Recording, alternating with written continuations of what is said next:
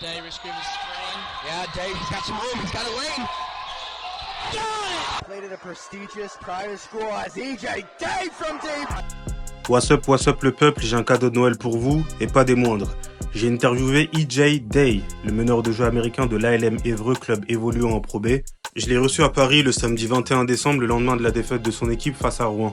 Le joueur originaire du Connecticut nous raconte son parcours on ne peut plus atypique de Norwalk à Évreux, en passant notamment par le Japon, le Massachusetts et Chypre. La KINGTERVIEW de EJ Day, c'est maintenant.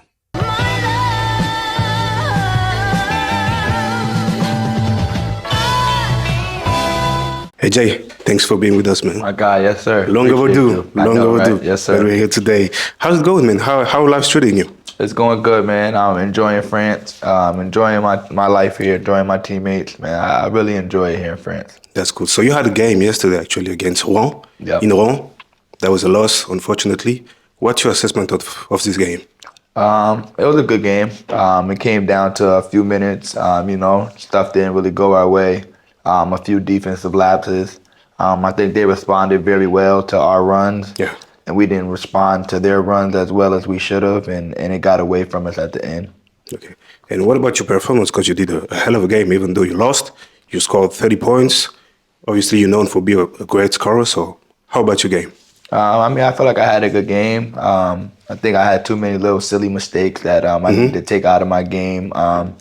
But, still adjusting, still getting used to my teammates, still learning the game in France. I feel like the game in France is, especially in Pro B, very competitive. Yeah. You know what I'm saying? So, their teams are trying to make me get out of what I like to do. So I think just learning my teammates, just learning the situations and learning how to play in France is something I'm still in the process of. But once I get it, I think things will turn around. And what about this Rouen team? Because they've been winning all the last game. So what's your assessment of this team? A very good team. Yeah. They're pretty deep. They can go probably all the way down their roster and still not have no fall offs. They got size. They got pretty good guards. Coach very well. Yeah. They execute what they need to execute. They play a lot of one-on-one because they have the guys for it. So I think Rouen is a very good team, and they're playing very well right now. Great. So let's talk about EJ Day, the player. So actually, you're doing a great season individually. You are the fourth best scorer in Pro B. Like you got, 17.4 points per game.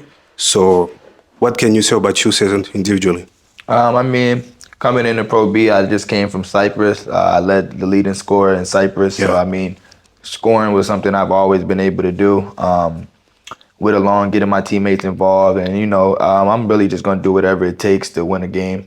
Even though we might not win them all, but every game I try to go out and do what's best for my team. Me scoring-wise, if that's what I got to do to keep us in the game or to win the game, that's what I'll do. There's been games I haven't scored, and we still got close to winning. So it's really just about whatever it takes in that moment to just try to get us a win. Yeah. So you play point guard. Is that a fair analysis if I say that you're not the traditional pass first point guard, you're a scorer, you're a natural born scorer? Is that a fair analysis? Yeah. Growing up, I played the one till probably about college. My college coach actually moved me to the two guard because he said playing off the ball, I was able to get my shot off. And it just takes a lot of pressure off of me with the ball not being in my hands, with the capability I have of scoring.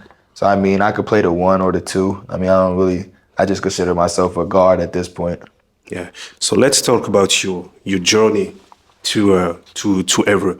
So you were born in June 4th in 1999 in Norwalk, Connecticut. Is that correct? No, I was actually born in Norfolk, Virginia. Oh, yeah. 1999, no June 4th, but I was in Norfolk, Virginia. You don't got to believe everything you see on the internet, I guess. But the date is right. Yeah. So you actually, where did you grow up actually? I actually grew up in Norwalk, Connecticut. Okay. So I've done some research about the city actually, and I've seen that, in 2024, Norwalk is one of the 100 best places to live in America. Oh, Did you know about that? I did not know that. What do you think about that? Norwalk is a good spot. It's slept on. A lot of people, we have really good talent in Norwalk. You know, so I mean, I enjoy living there. I met some really good people, went to some really good schools, but I didn't know that it was one of the top 100 places to be. And what's the atmosphere over there? I mean, it's a pretty good atmosphere. You know, they're kind of upgrading the environment now as time goes on. Just got a brand new mall. They're kind of rebuilding. So I mean, starting to turn into like a little New York, because a lot of people from New York are starting to move to Connecticut. So it's starting to get busy. It's a lot different from what it was when I grew up. Hey, can you talk to us about the basketball culture in Norwalk and in Connecticut especially? You know, because you don't have an NBA team in Connecticut. You got UConn, you got the Connecticut WNBA team, but you don't have an NBA team, a real NBA team. So what's the basketball culture over there? The basketball culture is very good. Like I said, we got a lot of guys who actually made it to the league. Tremont Waters, another EuroLeague player, Aaron Willer, is from a city in Connecticut. Stephen Enoch is also from Norwalk, Connecticut. He played EuroLeague. So the environment is there. I just think it's more so people being seen. A lot of people just don't know about Connecticut because, like I said, it's so small and tiny that. And you're right outside of New York. New York has some of the best basketball players ever. So I just think Connecticut is just slept on a little bit, but the basketball players are there. If you come to Connecticut, you'll see we could compete with anybody. Yeah. And I also read that you spent some time in Japan. Is that correct? Yes, sir. How many years? I want to say 4 to 5 years I was in Japan. I started playing basketball in Japan, my dad being a military guy. Okay. So I've been a lot of places just off of that. Okay, great. So, you know, your family is there with you. Can you talk about your family background and everything? I mean, tight-knit family. Like, this is who I do it for. My brothers, my sisters, mom, dad. We just support each other. No matter what we go through, no matter who's doing what, we just try to always be there for each other, as you could tell. And like I said, communicating is very big for us. We try to talk as much as we can, see each other as much as we can. And we just really had that tight bond and that tight love for each other. So I feel like there's nothing that I wouldn't do for my family that they wouldn't do for me. Can you talk about your introduction to basketball? How did you fall in love with the game? Probably my father. My dad was a big part of that, putting the basketball in my hand at a young age. And I just fell in love with it. He told me when I was young. So, like I said, my dad plays a big role. Like talking to him and listening to his stories growing up, like how similar I was to what he went through, and just trying to him just installing me and trying to make a change from his mistakes and his experiences. And I think he did a very good job of keeping me, you know, on my P's and Q's when it comes to basketball, because he always told me school came first. So in order to play basketball, you got to be top notch in school. So.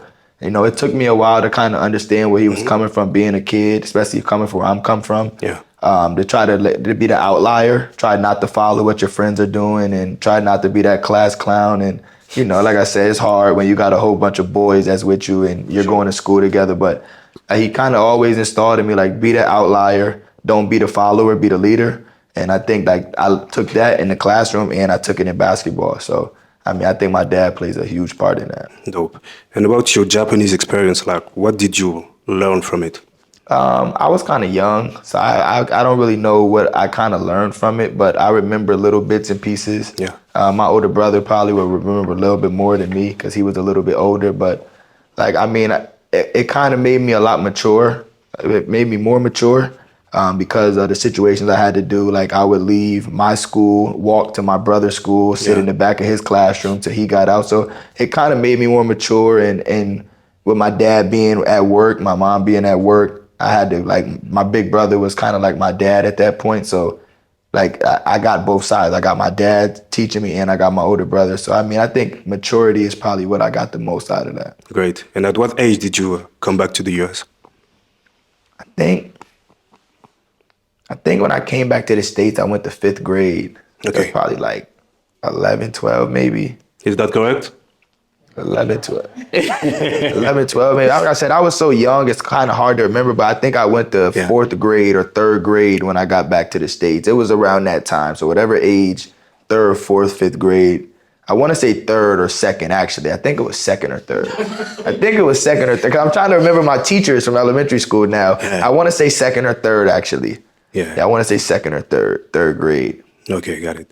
So you went to the Brian McMahon High School in Norwalk, Connecticut. Yes, sir. Can you tell us about those years? Like, what kind of teenager were you? Ah, man, I had some rough years in high school, man. Oh, yeah? Like I said, I played my freshman year. I ended up getting kicked off the team for grades. My sophomore year, same thing. I ended up getting kicked off the team because me and the coach really didn't see eye to eye.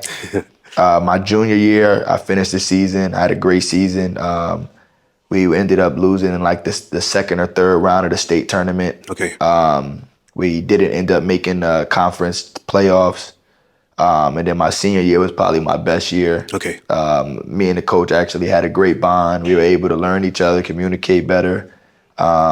And yeah, my senior year was probably like when I got to like really show what I was able to do. Yeah. And from the jump, your goal was to be a professional basketball player, right? For sure. Yeah. Yeah, for sure. That was always my birthday wish, everything. Like, I always wanted to be a professional basketball player, even though I didn't really know if it would happen or not, but that was always my dream. And obviously you were dreaming of the NBA, right? Yes, sir. Yes. Now, that's really the goal, but I mean, it's only limited roster spots, so.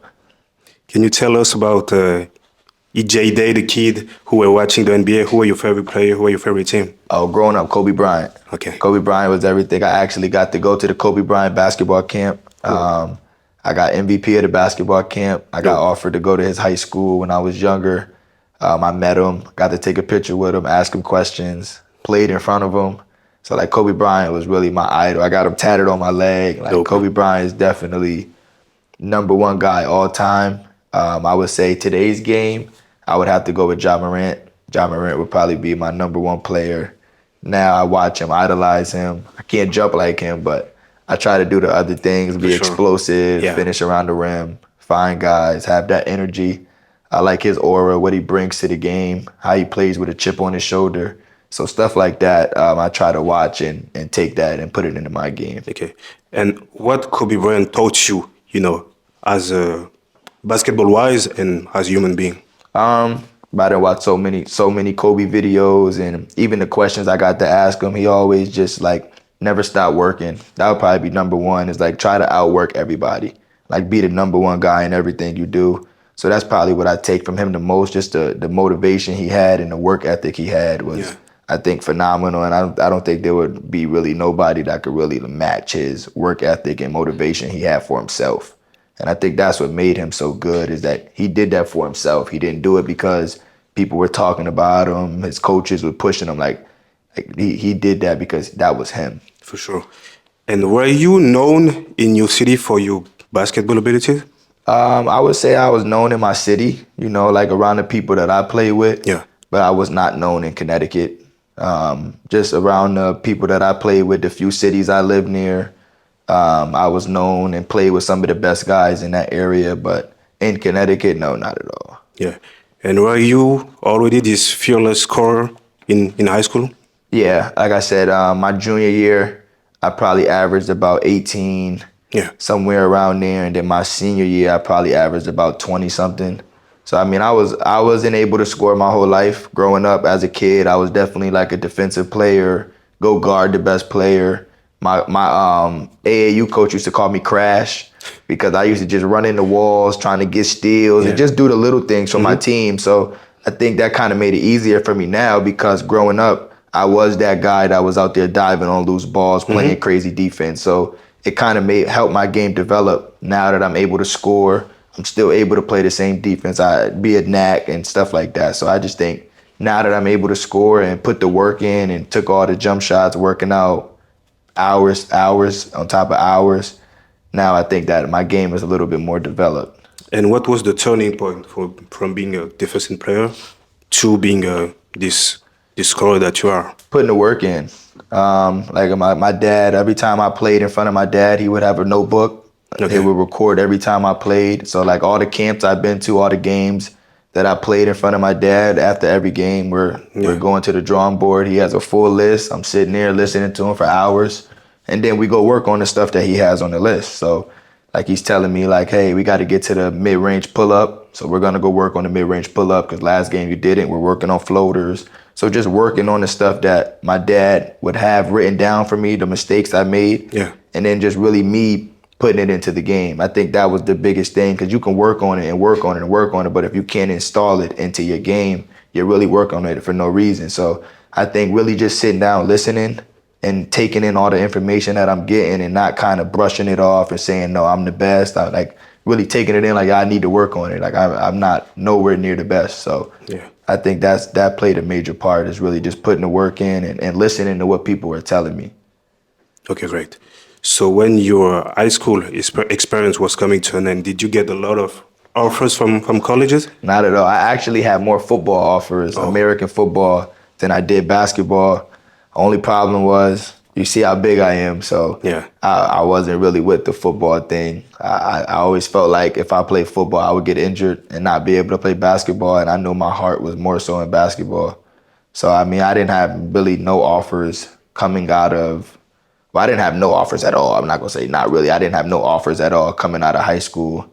I had a mentor, Dougie Peoples. He was a guy that was kind of pushing me and shopping me around the schools, taking me to colleges, game day visits and stuff like that, trying to tell coaches who I am. Because like I said, in Connecticut, I wasn't really known. A lot of people don't come to Norwalk and watch the games.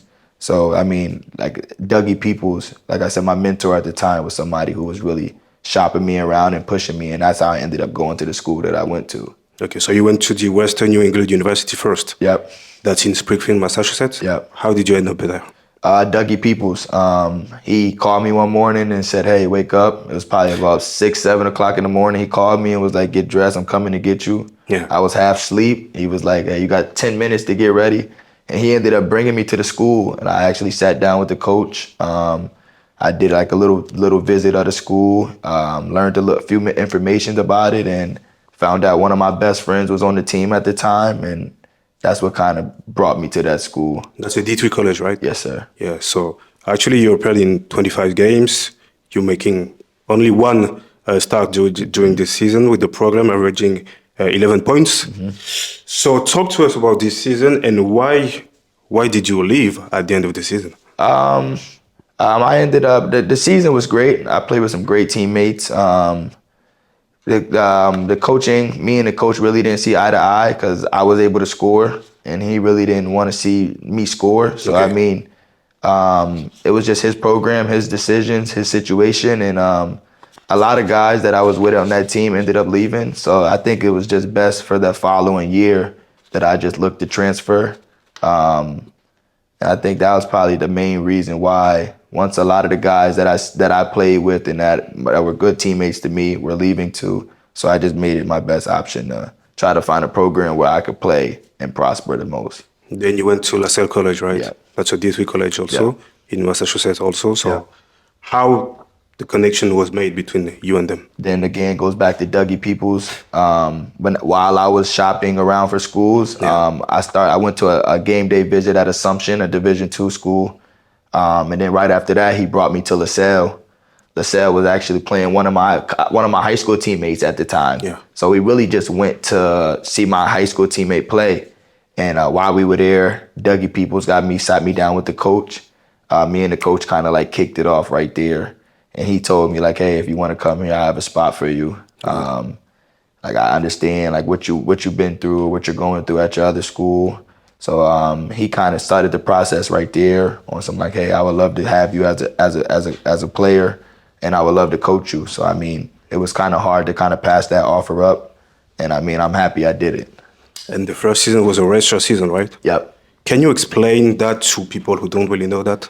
I actually redshirted that year because I actually broke my hand. I was working out at LaSalle, and I actually broke my hand, so I had to sit out for a year. Yeah. But if that didn't happen, I probably would have played. But I ended up breaking my hand, so I had to sit out that year.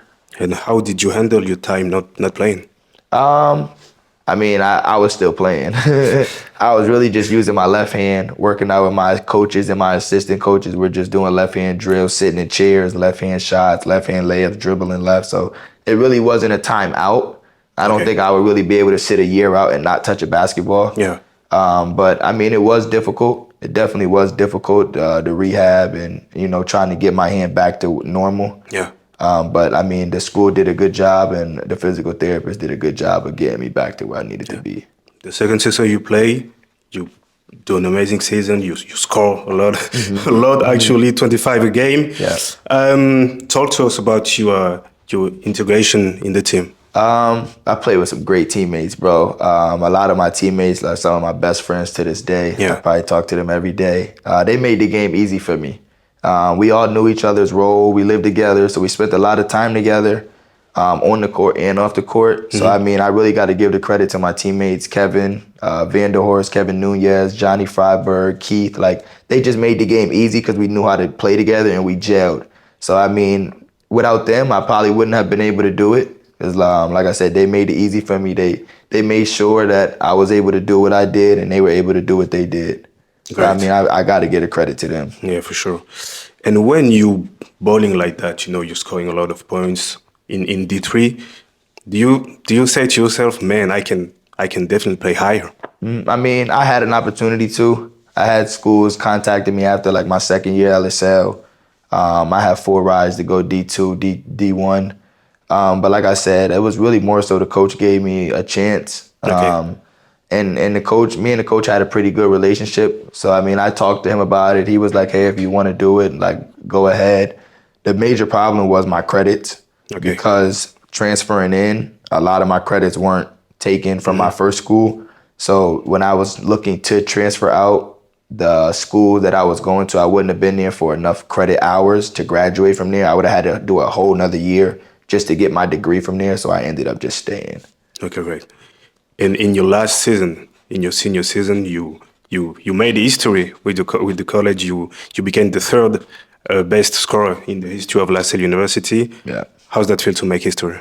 It feels good. I felt like if I was there for a little bit longer, I probably could have been number 1. But I mean, number 1 and number 2 are great players. So just to be in the names with them, and really for me, it's really just having my boys on that list with me. Kevin, being able to help them get their 1,000, and having 3 people that I played with score 1,000 points. I mean, that's really what felt good to me, just seeing all of our names on the same banner right behind each other. That's like something I'll remember forever. And you've been voted as the best player of the conference, I think, at the end of the year. Yeah, I ended up getting right? Player of the Year. Yeah, that's good. All-American, played in the Reese's All-Star game. So, I mean, I couldn't really ask for a better situation and a better career than what I had. I understand. So after college, you're going to Cyprus. You turned pro in Cyprus. You're saying in PAEK Nicosia. Yeah. How that happened? Like I said, during my senior year, there was a lot of agents coming to the game, talking to me after the game, trying to get me to sign with them. I actually ended up signing with one of my boys' agents, Ian Gardner. He got me connected with his agent. And then I signed with NK Basketball out of Lithuania. And, you know, coming out of D3, it was not a lot of people wanted to take a chance on me. They thought that the level was too low, that I wasn't good enough, too small. Like, I done heard the whole 9, can't play defense. So, I mean, he took a chance on me, signed me through a reference. And then he sent me a contract to go to Cyprus. I mean, I didn't know what I was really signing up for. I just knew it was a pro contract. And, I mean, it worked out for me, taking that contract. What did you know about Cyprus? I really didn't know nothing. I'm going to be honest with you. I mean, you know, you do your research as you hear about it. You start to look it up as you hear about it. But, like, I didn't know much about the league. I didn't know nobody who ever played there. I mean, you see pictures of beautiful islands. So, I mean, you're kind of excited going into it. But my thing was, like, I didn't really know what to expect to be a pro basketball player. Like, it's a little different when you play Division I, Division II. I think they kind of mold you for that. But you don't see a lot of guys go pro out of Division III. So you're not really being molded for the next level. You're kind of just being molded like, hey, enjoy your time.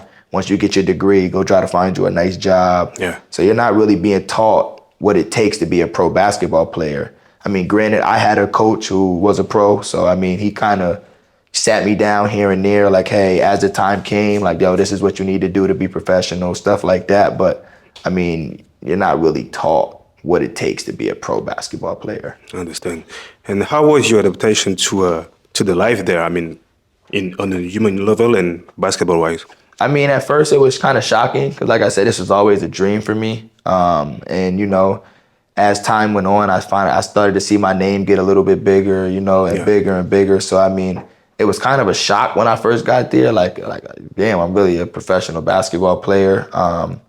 The lifestyle there was amazing. My teammates were great. Coaches were great. They kind of like brought me into their little family they had going on. Made it a lot easier for me because I knew I had people that I could go to, I could talk to when I needed to. But the island was beautiful. Great people. Great weather. That was number one. The weather was great. Practices were great. Yeah. And really my teammates there too are some of my close friends that I still talk to today too. Are you talking about AJ Sanders and Tristan Ikpe? Yeah, those my dogs. Yeah, those my dogs. Yeah, I wouldn't have been able to do nothing without them, especially my boy Tristan. That's my dog. Yeah. So even though you missed the playoff, you do an amazing season. I think you led the league in scoring. So that's pretty amazing. You played against some team who were playing in the Euro Cup. Yeah. So two of them. What's your assessment of the level there? Cyprus is pretty good. It's a little dirty league. You know what I'm saying? Like it is. It's a gritty league. I wouldn't say dirty. It's a gritty league. Guys compete there. The talent level is pretty good. Like I said, you have 2 Euro Cup teams. 3 now. But I mean, the level of play was very good. Any night, anybody could win. The Euro Cup teams, you know, were a little bit more advanced because of money. Money plays a big part in that. But I think the games were good. We're live, jumping. So, I mean, I enjoy playing there. I enjoy playing there, and I enjoy playing with my team. Yeah. In February, you go to Latvia. To BK Évreux. Yeah. Am I pronouncing correctly? Yeah. Great. So you go there. Did you went there just to play the playoff? Say that again. Did you go there just to compete in the playoffs? I think it was a few games before the playoffs, if I'm not mistaken. I think it was like maybe 1 or 2 games before the playoffs, but it was like right around that time. Yeah. Yeah, right around that time. Actually, there you didn't have as many minutes as you had in Cyprus. So how that happened? You know, it was a tough adjustment going to a team who was already competing with each other and knew each other. So, I mean, it was kind of a struggle at first, trying to really just adjust to their team, trying to learn the offense in 3-4 days. And I think the coach had his guys already, or like he could kind of trust, you know, because they've been playing here all season, which makes sense. So, I mean, I didn't play the same amount of minutes, but I mean, when I got out there, I tried to do as much as I could for that program, for that club. But, I mean, for the little bit of minutes I played, I tried to do as much as I could. You played just 7 games, I think so. Yeah. Yeah. And what did you learn from this experience? I mean, I could say I learned, like, no matter where you're at, just be you. I think that was another big thing. Like, I was trying to come out of what I was able to do to try to make the coach happy. And instead of just being me and doing what he seen that got me here, trying to really just adjust and accommodate myself for my teammates instead of just kind of like being the guy I am and playing free. Yeah. I think when I went there, I kind of played more so thinkative than just freely. That's great. So today you play in Évreux, in Pro B in France. So what was your reaction when you got the call to come here?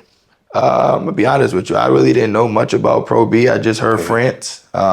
Growing up, like I said, coming from D3, you don't really hear too much about pro basketball. Yeah. But I always heard about France being like a good league. And then once I got the call, I kind of talked to my agent about it. He was telling me Pro B, second highest division league in Europe. So he was telling me the competition level was very good. Like if you go there and you're able to compete and perform, you could really go play anywhere out of there. Yeah. So, I mean, the more information I got, it kind of made me more excited. And really like, okay, like let's take a chance and let's go to Pro B and see what we get out of it. And what kind of contract did you get here? My contract here, it wasn't the best contract. But like my coach said, it's only your second year coming from D3. So you're not just going to jump up and make lots of money.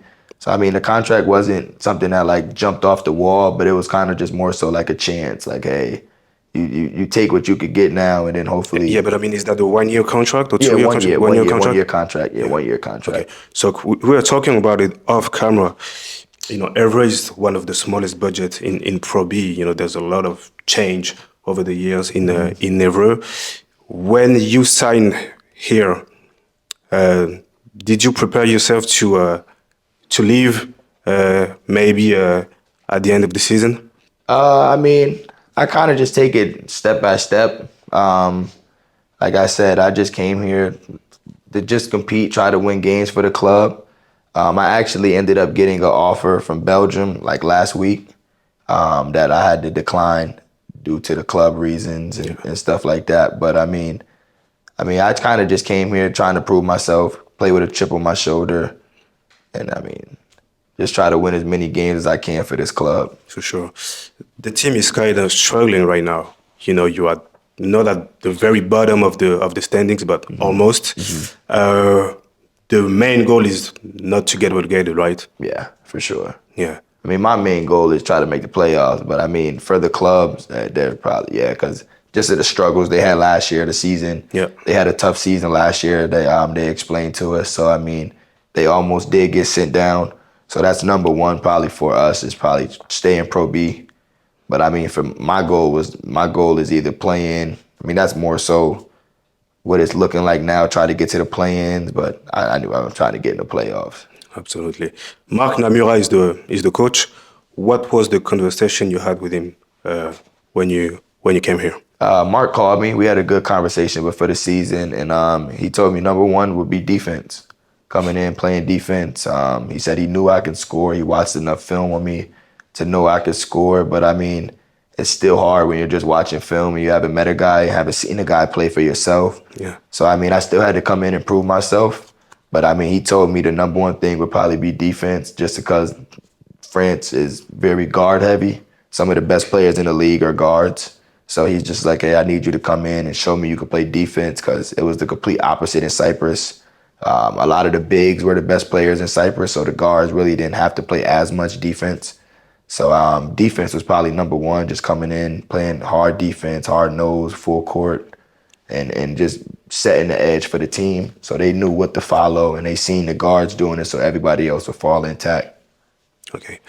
About an interview that Marc Namura had in, I think it was in October, he said about you that you're a very good player, but you have some flaws in the European basketball. What do you think about that? I mean, I think everybody has flaws. I haven't seen one player that's kind of perfect. For sure. Like I said, I'm still a player, still a student of the game. So like I said, I watch film. I try to take the little mistakes out. I try to improve my flaws. As a coach, I'm hoping those flaws are brought to my attention. So something that I can improve on. Like I said, it's still an adjustment, trying to adjust to the European game because it's the complete opposite of the States and how we play in the States. So, I mean, this is only my second year overseas. I think I have a lot to learn, a lot to improve on. I just try to keep my head down and just keep working on what I need to work on. Absolutely. And what are the main difference between the basketball in America and the basketball over here? I would just say the style of play. And there's some teams in Europe who play similar to the States, but if you watch like the NBA games, like we want a lot of possessions. For sure. Where overseas they might want to hold the ball, play slow half court. That's pretty much the same. We play a lot of one-on-one. We have a lot of one-on-one guys in the States. They don't really some coaches don't really like the one-on-one game here. So it's just like depending on who you're playing for, it's a little different. But the European game is more so team oriented. We need everybody to get involved versus the States. It could be one guy gets you 70 points and you win the game. So I mean, just stuff like that. Yeah. Just team oriented basketball is more so in Europe than it is the States. I got you. And last week we interviewed Hassan Varens from Japon Basket, your countryman actually, and he told us that every game in Pro B feels like a playoff game. Mm-hmm. Do you agree with that? Yeah, I definitely agree. You see some of the top teams go down to teams, and no matter what their place are, like we ended up being Orleans. They were the number one team.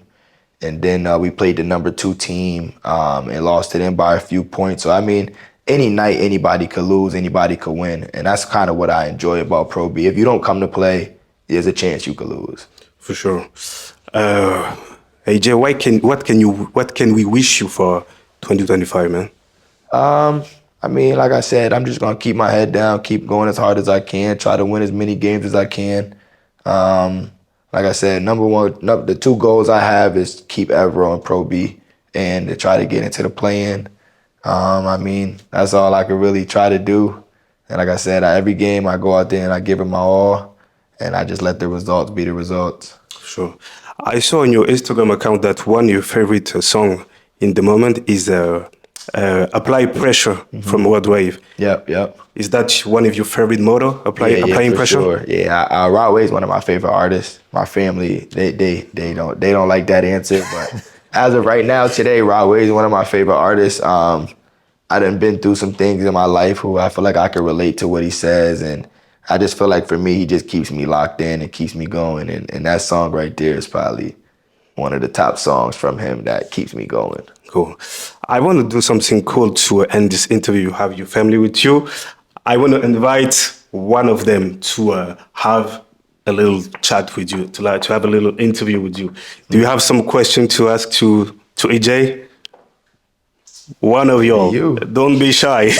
Come on, bro. Let's go. Come here. What's good, bro? My God. This might be a tough question, but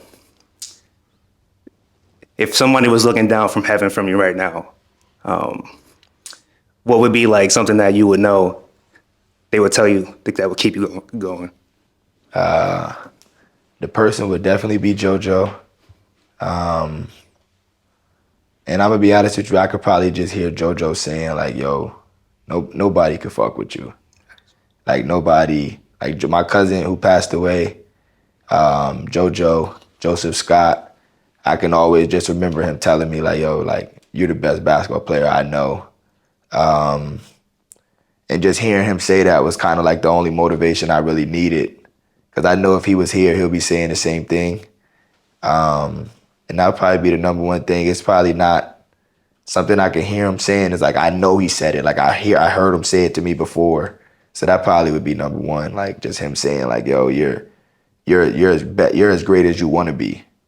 So like just thinking about that and having him on my arm and just seeing him, like makes me just go as hard as I can every game.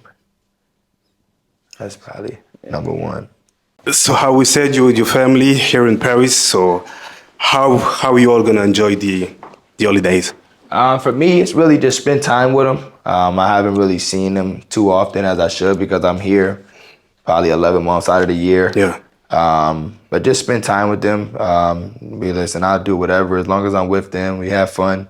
Like my first day here, man, we chilled in the crib. That was like one of the best days I had in France since I've been here. Yeah. And like I said, we kind of just enjoy each other's company. Like I said, we're a tight-knit family, great bond. And we just know how to have fun and smile because you're not going to be able to smile and have fun forever. So you got to kind of just enjoy that time you have. Like yesterday I played for them. Just seeing them up there in the crowd it gave me the energy I needed. Yeah. Because I knew that even at the games that they're not here, I know they have my back, but it's a little different when you're playing in France and your family is there. For sure. But like I said, we'll just enjoy the time they're here because I know they're not going to be here for much longer in France. So, I mean, we'll do whatever they want to do. For sure. And I want to say shout out to Gus. He's here with us today. Yeah, got my you boy next, buddy. Gus You with next. You next on this couch. Don't worry about it. With me. To you and to your family, happy holidays, AJ. Yes, sir. Thank you. Thank you very too. much. Have a good Yes, day. sir. Bye.